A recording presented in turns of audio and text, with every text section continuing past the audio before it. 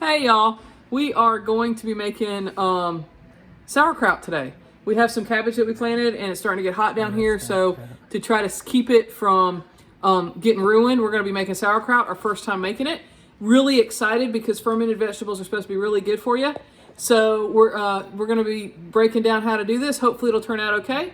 So just follow along with us. So first thing we're going to do is cut this as fine as we can get it.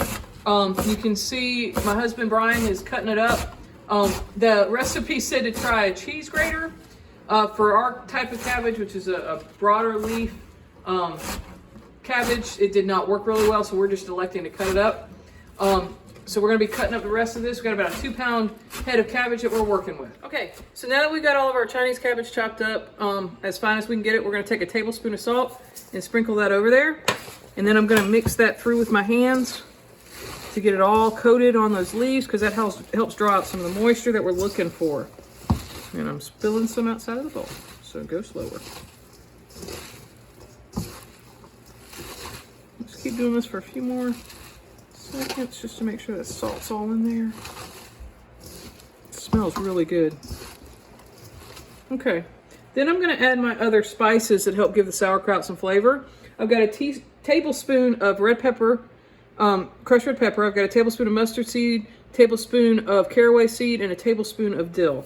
So again, just going to put that in there, mix that all around. Just get this coated. Oh, it smells awesome.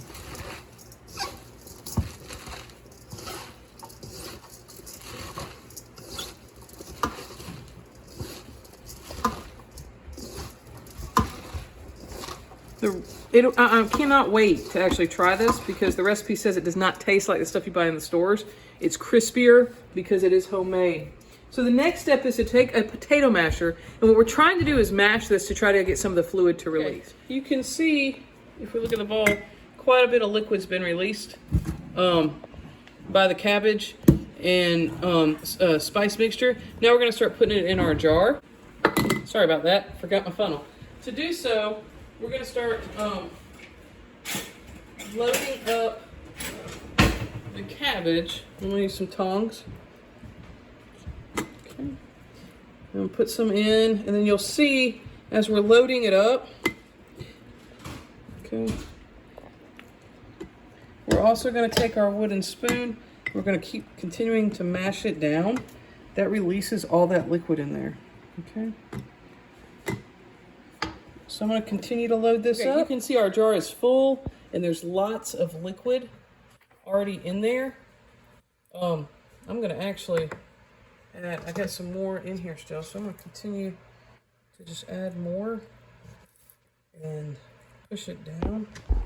Let's see if I can get the rest of this in here.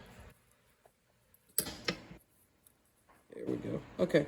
Now, the next step is we're going to take some cabbage leaves from some of the outer leaves that have been washed, and this is going to kind of help push and hold all this down.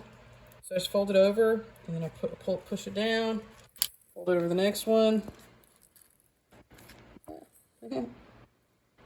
And push it down. Then I'm going to put on my fermenting lid.